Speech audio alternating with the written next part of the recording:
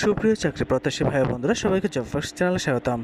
আজ 20 এপ্রিল 2024 অনুষ্ঠিত হয়েছে বাংলাদেশ বেসামরিক বিমান চলাচল কর্তৃপক্ষ এর তথ্য সহকারী মহিলা এবং ড্রাইভার পদের পরীক্ষা।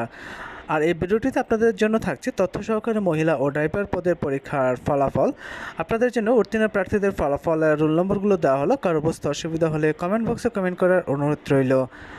এছাড়াও পরবর্তীতে উত্তীর্ণ প্রার্থীদের লিখিত পরীক্ষার সময়সূচিও জানানো হবে।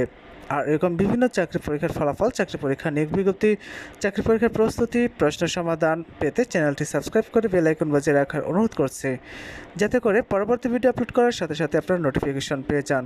এছাড়াও চ্যানেলটি লাইক ও শেয়ার করার অনুরোধ রইল। ধন্যবাদ সবাইকে।